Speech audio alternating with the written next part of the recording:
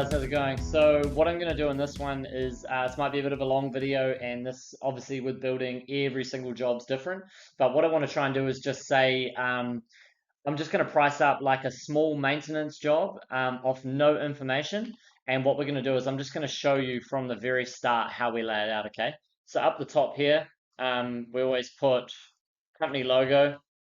This will take about 4 or 5 line items, make it kind of big, so in there. So then what we do is we go name of the client, address of the client, mobile number of the client. This is really good, and it's just handy to have all the data in one line item. So we'll just go John Smith, pretty standard. Smith Street 2.0, and we'll go 027 237 3456. Sweet. So what we want to do here is we'll go zone 1, or we usually put a scope of works. So let's just say for this one, we're going to go replace rotten cladding boards, paint external, remove rotten windowsills ×2 and replace. And we'll replace some decking boards on a front porch. Wait, so what we will do down here is we will go zone 1.0. This will be our labor components. We'll go item, unit, cost, margin, total. Oh, and then we'll go notes. Sweet. So what I always do is I just highlight this, put a sexy color on it. Boom. So labor components. So zone 1, I always leave that item out. So what we'll do in here is we'll go items, so we'll go site visit, inspection, pricing time. Now, depending on the value of the job, it just depends like how big the job is. If it's under $10,000, I'll just put like a rough couple of fees. So I might go 3 hours cost. So this will be so we'll go hours, cost per hour, subtotal, margin, total, notes. Cool. So we'll go 3, we'll bill you out at 75. So always just go here, select these formulas, number, New Zealand dollar, just so it shows up nicely. So then you go there. So 75 times the hours, boom. We won't put a margin on labor, so you just go equals there, boom. And then in the notes, you can just put pricing time, site visit. Sweet. So next sort of works, we'll go demolition. So we'll go remove rotten cladding. So we can actually go cladding demo just to break it out. Cladding works. Since we've got a few items there, we will just split it into each region. So we'll just do this, the cladding works.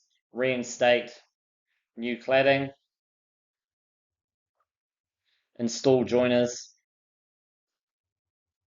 Tidy up rubbish off-site. So I just put a little space in there. So we might go remove rotted cladding. We'll go 6 to 8 boards.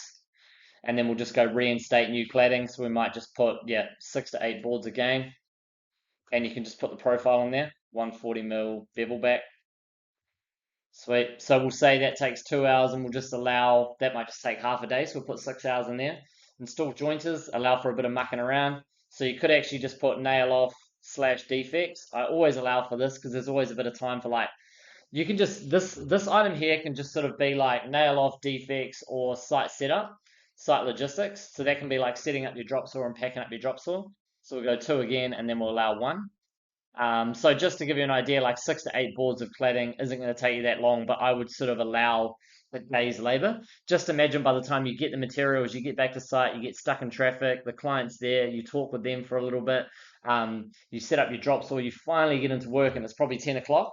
And then by the time you get the work done by 4, you're actually sort of only working for 5 hours. And then you're packing up rubbish off site, tidy up out of there by 5 o'clock, and then you've allowed some driving time as well. But clients love fixed price work. Trust me, it's the way to go. So we'll go down here, second section. So rotten windowsills. Cut out rot from windowsill. And then we'll go less. So for windowsills, it can be like two sections. So if they're like a small section, you can cut that section out, fill it with like epoxy filler and like a builder's bog, get it hard, sand it back, another epoxy fill, sand it back. But let's just say we're ripping out the whole sill and we're replacing the whole sill. So we can go remove windowsill completely, cut and scribe new section of sill, install new sill, builder's bog, nail off. So that'll just allow the time to cut the sill, set it up on a drop saw, install the sill back in, nail it off. If you need to do some builder's bog, some sanding, some silicone, some sealants, that can be in that section there. So remove windowsill completely will allow an hour to remove it. Cut and scribe a new section of sill. Let's just say it's 1 meter. We'll just go 3.5 hours. Install new sill. We'll go 1.5 to install, and we'll just allow half an hour to tidy up and muck around with that. Okay. So let's go decking boards, front porch, and then in your notes for your windowsills as well, you can just put 1 times full replacement of bedroom 2.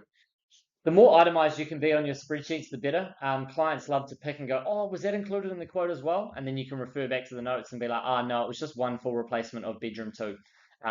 Yeah, though you've got to, the more detail you can show on your sheets, the better, okay? So decking boards, front porch, remove rotten decking. Over here, we can put no allowance for rotten joist replacement. I might say, oh, that was included in the quote. Install and cut new decking boards. In the notes over here, put a spec of decking boards, 90 by 32 mil premium pine. Screw off decking boards. So let's just say it was 4 or 5 links, half an hour to remove them, 3 hours to install, 1 hour to screw off. Pretty generous there. So there, if we go through that scope of works, we've got those. Sorry, we did 2 windowsill replacements there. So we could probably just almost double this time. Cool, there we go. So now what we do is we'll go down and we'll itemize out the materials as well. So usually just what I do is I copy and paste this here. Copy, paste, change that to material components.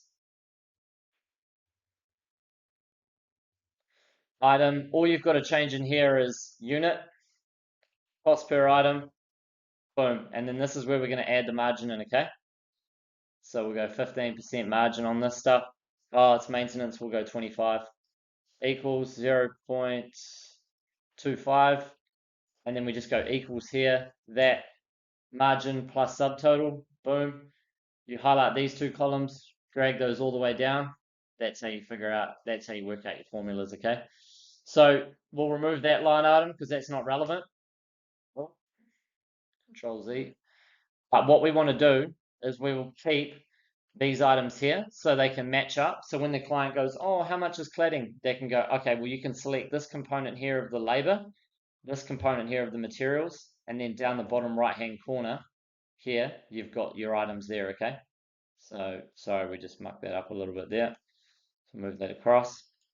Cool, so anyway, so for cladding works, we'll go 140 by 19, bevel back, cladding. We'll put some 70 mil jolt heads, nails. We'll put some primer paint in, plus brush, and we will put some jointers in as well. Aluminium. Yeah, sweet. So we'll remove these items here. So for the bevel back cladding, we've gone 6 to 8 boards. So let's just say it's 10 meters to be generous. Can't remember how much these are a meter, but we'll go 1650 a lineal meter. So units here. Jolt head nails, 1 pack of jolt head nails, about $52. Primer paint and brush, I think it's about 42. Jointers, aluminium galv. So if we've got replacing 6 new sections, we'll say we've got 10 units here. So we'll put $1.42. So on these items here, I obviously just go off my Mitre 10 trade. I roughly know how much stuff costs, but what you can do is go on your trade supplier account, put it in at the retail rate, and then whatever builder's deduction you get for your trade account, get that deduction as well and put your margin on top. So essentially you're getting a double margin. And then if the client comes back and questions your quote, you can always have more room to play for there, okay? So once again, just to keep it tidy. So then we've got rotten window sills. So for here, we've just got some timber. So we might go 140. Oh, what will we use to replace a rotten timber? Probably use a 140 by 45 mil H3.2 timber. Let's just say it's 2 sills at 2 meters each, so 4 meters. $11.50. We'll put builder's bog plus epoxy. I think that's about $62. We'll get some sandpaper in there, sealants as well, silicone. Got one of those at 12. Sandpaper one, $4.95, I think, for sandpaper. Decking boards there. So that's it for the rotten windowsills there. I'll show you how to put some miscellaneous fixings in as well. So for that, some guys use bugle screws, some use techies, some might just be able to use some big 100mm jolts. So we just go miscellaneous fixings. Everyone likes to do stuff differently. It's not going to be many, it's only 2 windowsills, so you might just get a little pack of nails for bugger all. Decking boards, front porch, so 90 by 32mm premium pine. Decking, 65mm stainless decking screws. Don't need anything in there. So let's just say the decking boards we'll go 15 linear meters, $5.60. A small box of miscellaneous screws. There we go. Boom. Once again, copy and paste. There's not many subtrades in this one, but I'll show you what we put in here. So we'll go subtrades. For small maintenance jobs, you can just put PNGs as well. So I'll show you what we'll do here. So in this one, we're going to put a vehicle charge. Let's just say this takes us 2 days labor, so we'll put 2 days at 35. See what you can get away with. It's always good to do that. Let's say you're supplying the painter, windowsills, painter, cladding, and we're not doing anything on the deck. We've got some generic rubbish removal. Not a lot. I think you'd pay about $40 at the dump for that stuff. So we'll just go 55. Put a price in there. Bang. Vehicle charges, 2 charges, painter windowsills. Let's just say you get a painter in at $215 a sill. Painter cladding, 12 linear meters at 55. But because it's a small job, what we'll do is we'll just go painter cladding, small job fee, just so the client can see that. Okay, so let's just say you're not going to get a painter for under $550 nowadays. Rubbish removal, there we go. So this is how you make the price look tidy. Okay, so up the top you go trade summary. Cool. So we'll go labor components, materials, subtrades.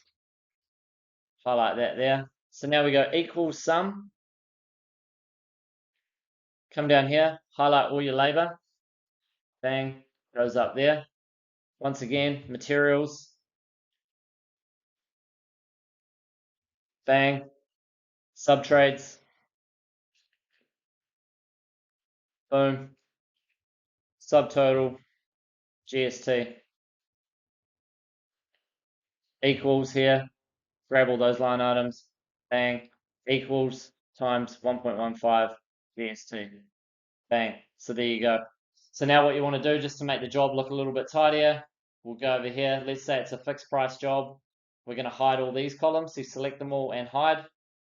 And then up the top here, you've got your trade summary, your name, your contact, all your details, scope of works there, and a confined total. So then you can send that off to the client.